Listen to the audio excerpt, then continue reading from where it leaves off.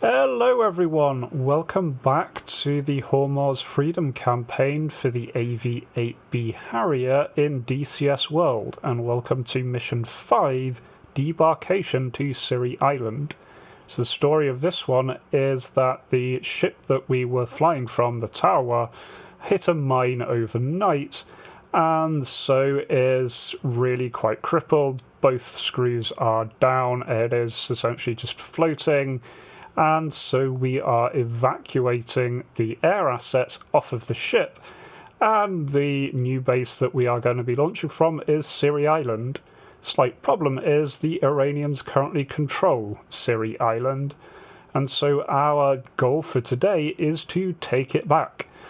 Now, added little complication, much of the fuel was taken out during the explosion, so we are going to be taking off with just 2,000 pounds of fuel, which really isn't much, so we're going to have to immediately go and do an air-to-air refueling, followed by supporting a ground invasion of Sirri Island itself. First, the F-18s will go in and do SEAD operations, and then we will be following behind to do close air support for the Marine troops who are landing on the island. Turned out to be a bit of an odd mission, but a fairly interesting one, so let's jump into it. So the first step then was the air-to-air refueling. Took off, nursed the fuel while heading straight for the tanker. Even so, we arrived with under 700 pounds of fuel. I think it was about 500 pounds of fuel by the time I made contact. So time pressure was in there a little bit, but did manage to eventually get hooked up. And then the fuel started flowing, and just as before, once you're actually hooked up in the Harrier, it's really quite easy to stay with the tanker. It's just that initial hooking up is a little bit deceiving just because of how high the fuel probe is on the Harrier compared to every other aircraft I've flown. But still, managed it, refueled, and then we can continue with the rest of the mission.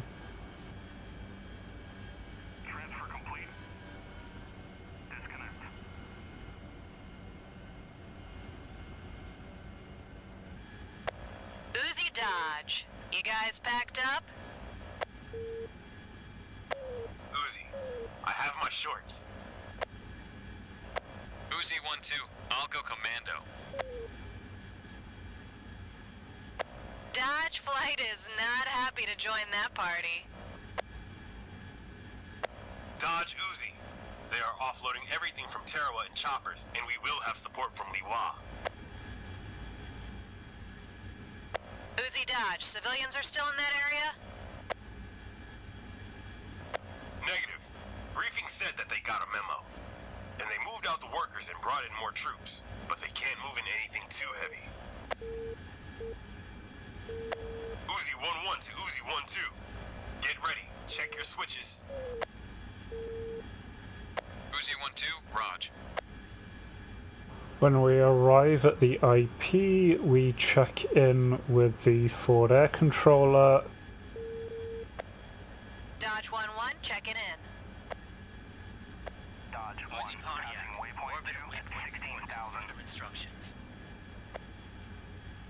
Dodge 1, in from the south, engaging Sam at bullseye 356 for 1.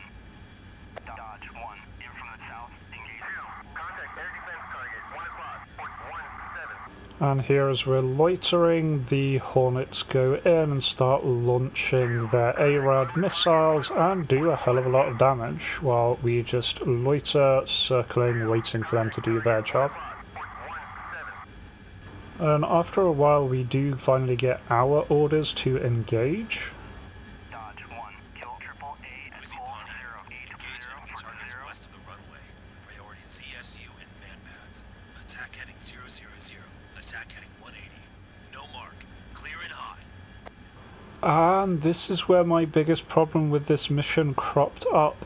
I am pretty sure something changed during the development of this mission and they flipped from east to west, because we are strictly given orders there to engage targets west of the runway, and repeatedly throughout, while things are being hit, we are given explicit reminders not to engage anything east of the runway.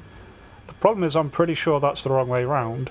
West of the runway is where the ground troops are landing. There's a whole set of friendly naval vessels there, the marine landing ships. That is where the Marines start off and start moving. West is where the friendlies are, and east of the runway is entirely hostile throughout the entire mission. Those are where all of the enemy troops are. There's a few enemy infantry that move west of the runway, but the vast majority are east, which leaves us in a bit of an odd situation that I end up following the orders. I can't really ID friend from foe from this altitude, especially since we're shooting at infantry versus other infantry, and so I just end up not engaging anything throughout this entire mission because of this really unclear set of instructions.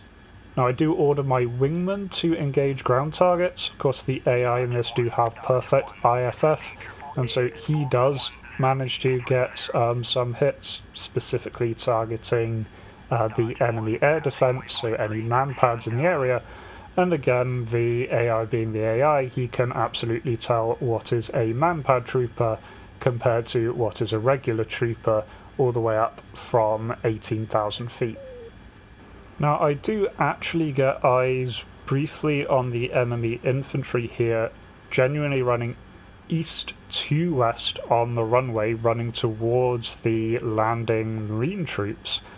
And I do actually manage to identify a man-pad at the rear. The problem is that the cloud cover here is really quite terrible, and by the time I get clear view after passing through the cloud, this guy is very much moved on and I'm not able to locate him again. And then another thing that seems to have gone missing in the briefing, we are supposed to be getting 9-line reports from the ground troops, but this is the message we receive. 9-line. Literally just the words 9-line, nothing else is transmitted, so I have no idea. I'm guessing that was a placeholder that was never rectified.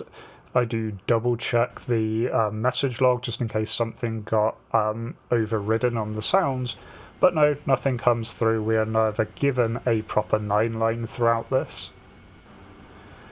So here I begin to actually dive down. I decide I'm not going to get anything from above the cloud layer. It's just really awkwardly positioned. The clouds are directly above the airfield, so there's no way I can do a laser bomb drop from above the clouds. So I dive in, especially because we're now getting reports that we're taking casualties. You can see the friendly boats opening fire.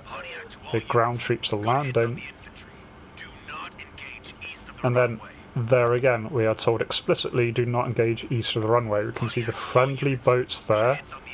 The ground units moving in from the west end are friendly ground troops. Everything in the east is enemy.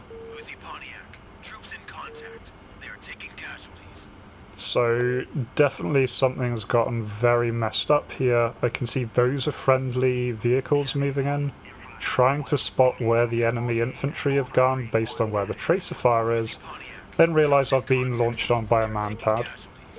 I don't manage to flare it away. I do eat the man-pad there. The plane from here on out is okay. It is damaged significantly. The engine never produces proper thrust. And very annoyingly, I have multiple weapon failures, including the targeting pod at this point seems to fail, really putting me out of action almost completely here. The targeting pod kind of works, but then kind of sometimes breaks.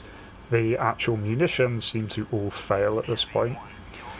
So at this point I just go back above cloud layer if I'm going to be engaged below cloud layer.